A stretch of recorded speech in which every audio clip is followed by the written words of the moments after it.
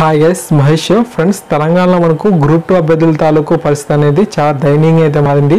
ఇప్పటివరకు కూడా ఈ యొక్క గ్రూప్ 2కి సంబంధించి ఫలితాలు అనేది తీవ్రంగా జాప్యం చేస్తుండడంపై మనకు తెలంగాణలో గ్రూప్ 2 అభ్యర్థులు ఎంతో ఆందోళన వ్యక్తం చేస్తున్నారు. ప్రభుత్వం కూడా ఈ యొక్క గ్రూప్ 2 రిజల్ట్స్ మీద ఫోకస్ అనేది చేయకపోవడంపై మనకు 2 years కంప్లీట్ అవుతున్న వీరికి మనకు ఇప్పటివరకు కూడా జాయినింగ్ ఆర్డర్స్ అనేవి లేకపోవడంపై కూడా ఎంతో మనకు దయనీయ పరిస్థితి నెలకొందని చెప్పుకోవచ్చు.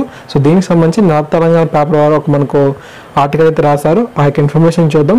గ్రూప్ 2 నియామక ప్రక్రియలో జాప్యాన్ని నిరసిస్తూ అభ్యర్థులు నిరసన బాట పట్టారు.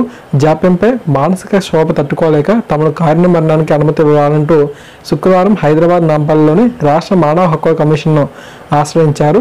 సుమారు 200 మంది అభ్యర్థులు ర్యాలీగా తరలి వచ్చి హెచ్ఆర్ఈసీకు ఫిర్యాదును చేయడం జరిగింది. అనంతరం వారు మాట్లాడుతూ గ్రూప్ 2 క్వాలిఫైడ్ అభ్యర్థుల పరిస్థితి అనేది చాలా దయనీయంగా మారిందన్నారు. 2.5 ఏళ్ళు గడుస్తున్నా ఫలితాలు అయితే వెల్లడించలేదన్నారు. మెరిట్ జాబితాలో పేర్లున్న ఫలితాలు వెలువడక ఉద్యోగం రాక వేరే ఉద్యోగం చేయలేక ఎన్నో అవమానాలకైతే గురవుతున్నామని చెప్పి ఆదరణ వ్యక్తం చేయడం జరుగుతుంది. తాము ఇంకెంతకాలం తల్లిదండ్రులపై ఆధారపడి జీవించాలో అర్థం కావడం లేదని చెప్పి అంటున్నారు.